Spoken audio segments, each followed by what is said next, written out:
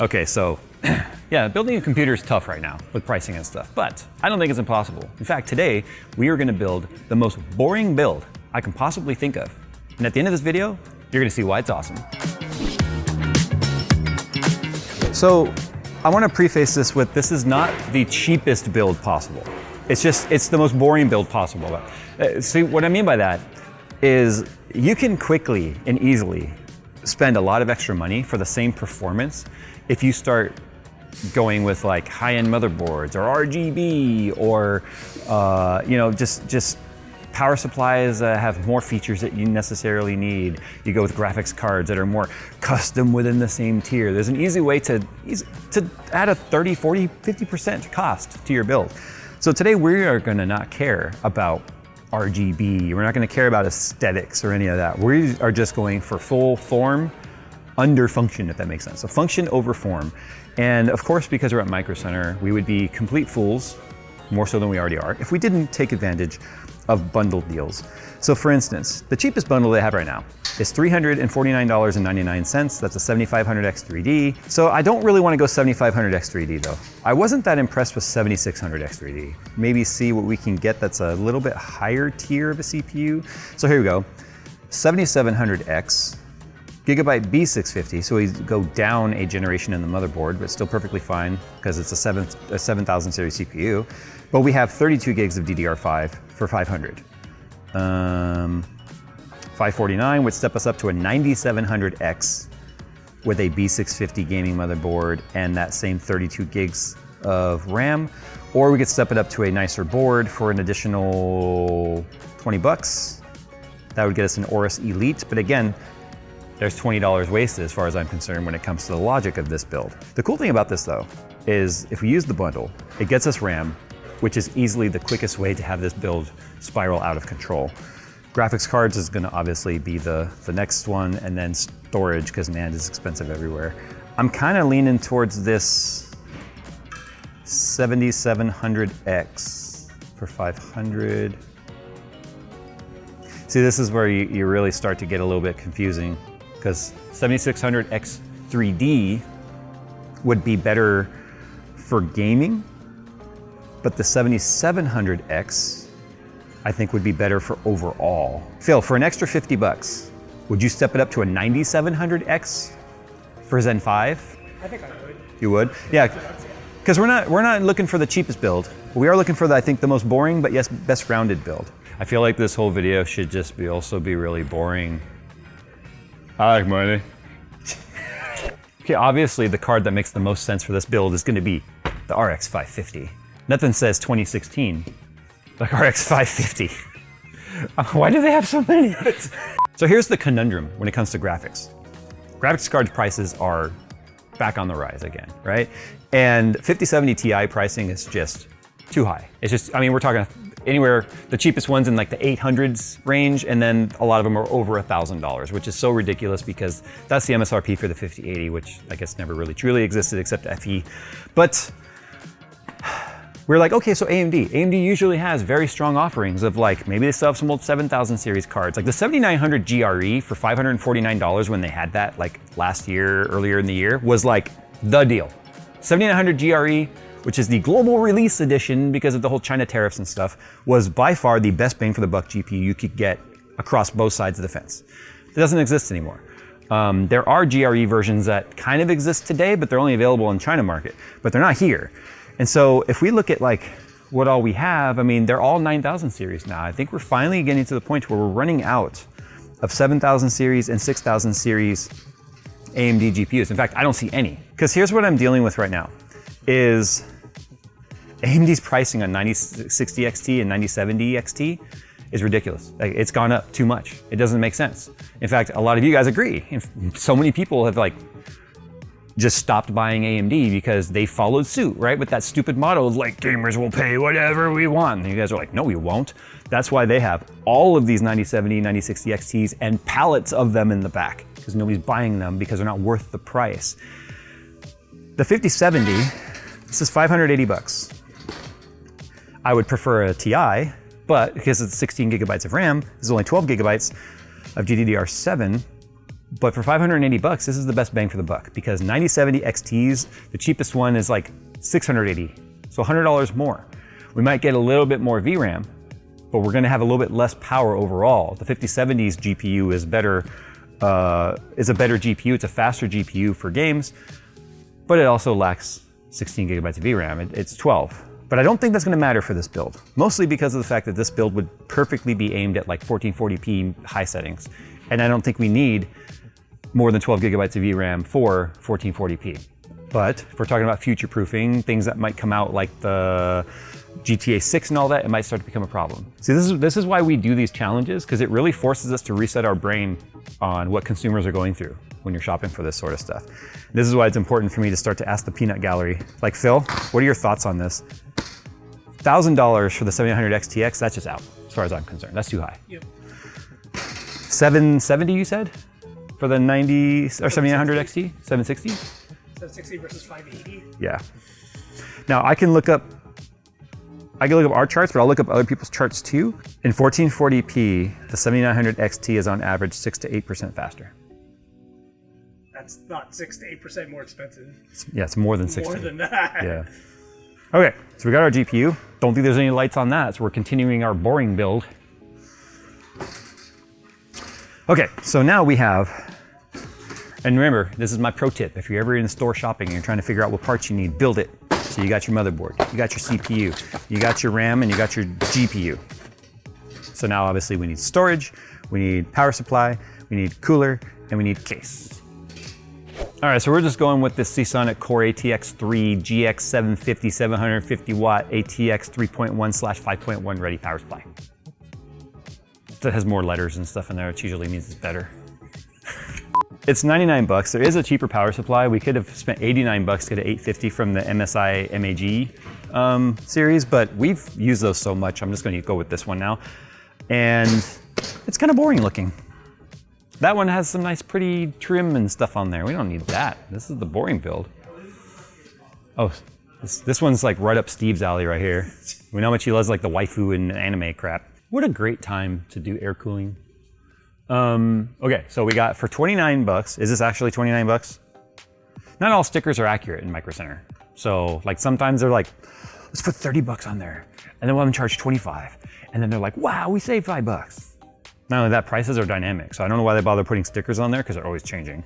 So the Montech NX400, very solid air cooler. We've used it before. This one's the non-RGB version. How much is it actually? It's 29? Okay, so then we also have the tried and true, where is it? Right here. The Thermalright has always been one of our favorite air coolers. This is the, oh, we can't go with this one. It has an actual temperature readout in the top. Oh man, this one comes with cancer.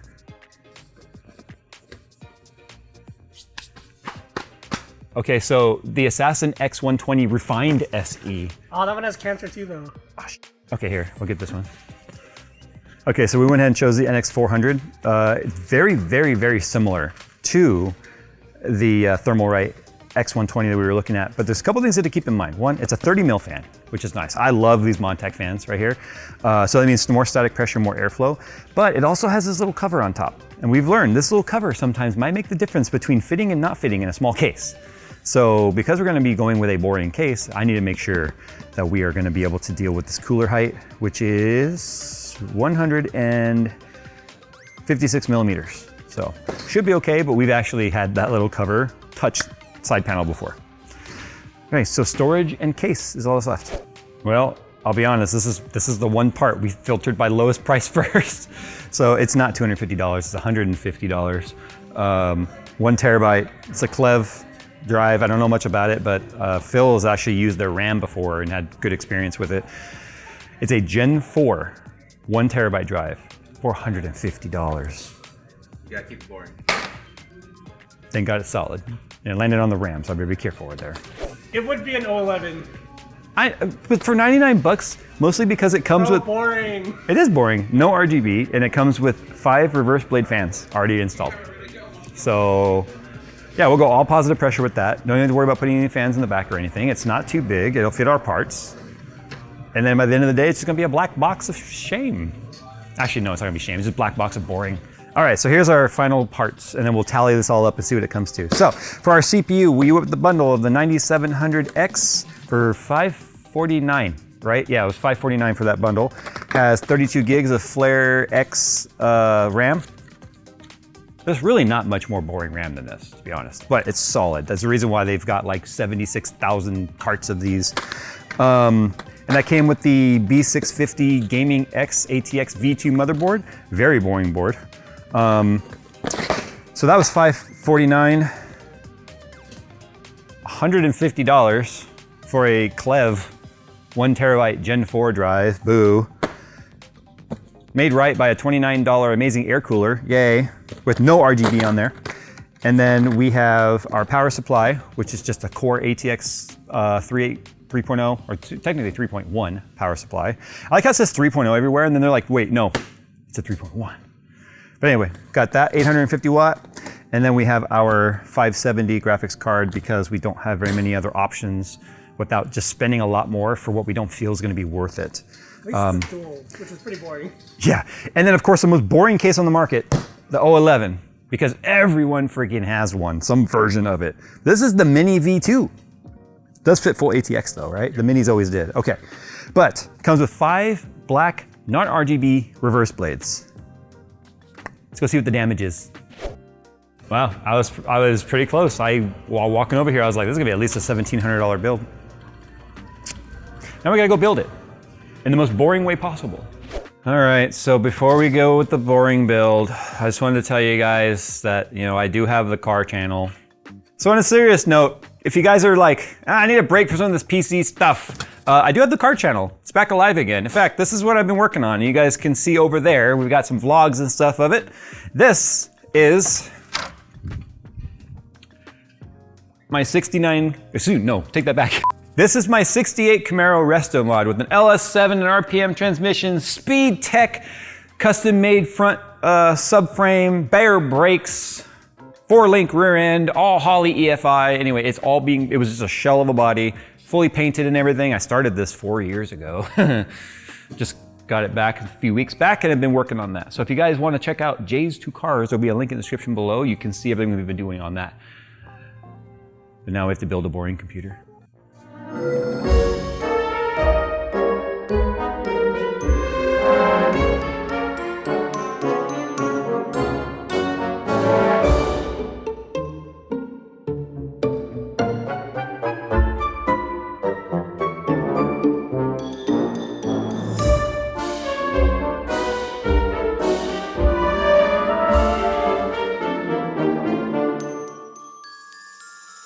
Well, there it is, the boring build.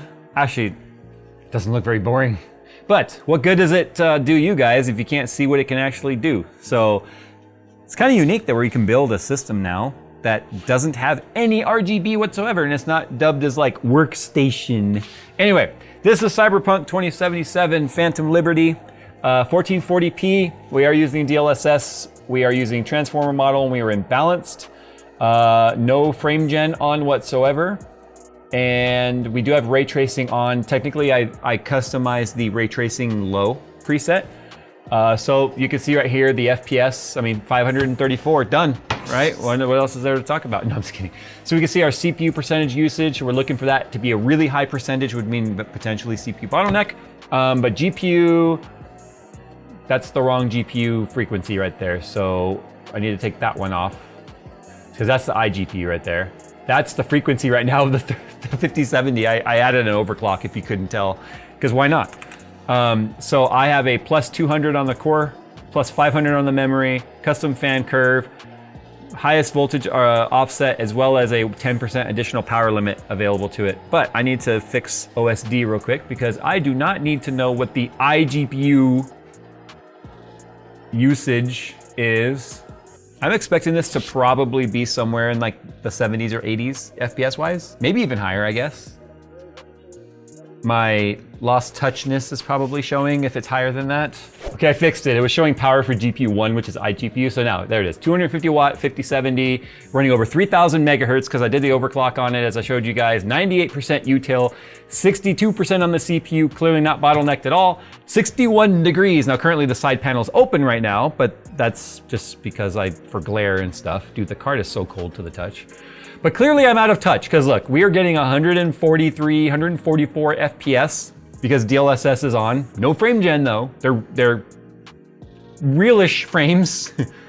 But anyway, this is actually... Is that why you're out of touch? That thing right there in the wall? Oh, shh. This was not supposed to be seen yet. No, the shit's not sponsored either. That is so smooth. Remember, it's a 9700X, it's a 5070, not even a Ti, it's 12 gigabytes, which everyone's like, not enough. Now 16 is preferred, there's no doubt about that. Like, but more is better when it comes to VRAM. There's no such thing as having too much, but there is certainly too little. But this, for 1440p, is clearly bad. What does 4K do? Let's see, is this even capable? It should be, it is capable of 4K based on that with DLSS.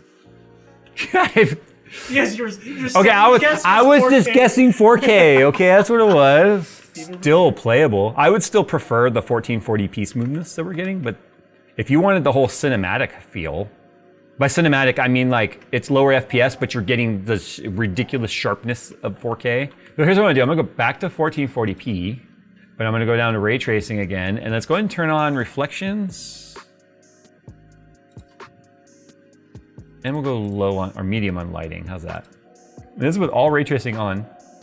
Granted, it's not the highest settings on ray tracing. It's still, oh dude, the lighting looks so weird when it went by. Now here's the thing, I'm not a ray tracing fanboy. I don't even really like spend time tuning it or looking at it in games. But the point is, we are over 100 FPS in a hard to run title with it on for reflections and lighting. I think if we just turned off lighting. Dude, this is so good. And here's, I mean, sure, I mean, it's Micro Center, not everyone has access to it, but the bundle deal makes it so affordable. I mean, this was $1,600 with tax. I mean, I know that it seems like for a lot of people, it's just like, it's so unattainable, but you could have even gotten a 9900X or even a higher end CPU for about $100 more for that bundle. Or you could take that extra $100, leave it with this bundle and go with potentially the 9070 XT, or shoot, for under $2,000, you still could have ended up with a 5070 Ti. Prices suck, we know that, but it's not impossible. That's all I'm saying is I think what's happening is a lot of people are upset that they've missed the boat on some of the really good pricing. I don't think this is forever, as much as people are gonna try and convince you that it is. But for now, it's still doable. Like this is not an impossible hobby to get into. I mean, if it's playing Cyberpunk still at over 130 FPS, let me see what something like Avatar does. Okay, so we're 1440p in Frontiers of Pandora, which is the Avatar game. You can see it says we're using about 8.7 to 10.8 gigabytes of R12, so we're pretty close. There's dedicated 10.8 to it, but we're on high settings right now, and it's a fairly intense game, but you can see we're still getting 70 FPS right now. It's a very pretty game though, that's for sure. Now I haven't even gone in and done any sort of tuning. I just was like, preset high, sure, let's go. Okay, so we turned DLSS on. So we'll just go balanced for now, see what that does. Dude, DLSS has gotten so good, you can't even tell. The water's pretty. Yeah, it's so good. Like DLSS, man, it changes everything. But 100 FPS in Avatar, 1440p, medium, high settings. But the boring build didn't turn out to be all that boring. I promised you guys that'd be why it was awesome. Here's the thing, if we had bought a different 5070 that was like a custom model with all the RGB and a bigger RGB cooler and a bigger RGB motherboard with the same CPU and the same tier graphics card and all that, we would not be getting any more performance. We'd just be paying more. So that's why, in my opinion, this is one of the most boring PCs you could build in terms of feature sets and stuff. But it's also one of the reasons why it's awesome, because you get all the performance of those parts without all the fluff. Says the guy that just wheeled a Lightning Z off frame. But that's because I'm truly curious about that card. Stay tuned for that video. Huge thanks to Micro Center for actually having one for me to get. Not even sponsoring. Just No, not having sponsored. Trust me, that is not sponsored. I'm just happy they had one. They're not very many. So I'm gonna squeeze that card for all the juice that's in there, and then I'm probably gonna sell the damn thing or something. I don't know. But time to get out of here, guys. Thanks for watching. Links to all this are down below. Thanks for Micro Center for allowing us to do these kinds of educational bits to sort of kind of get your brain juices flowing out your ears a little bit and dripping so that you can realize, as bad as things might seem, because it's very profitable to scream at clouds, you can still do some really good things today. Hopefully you can still do them tomorrow.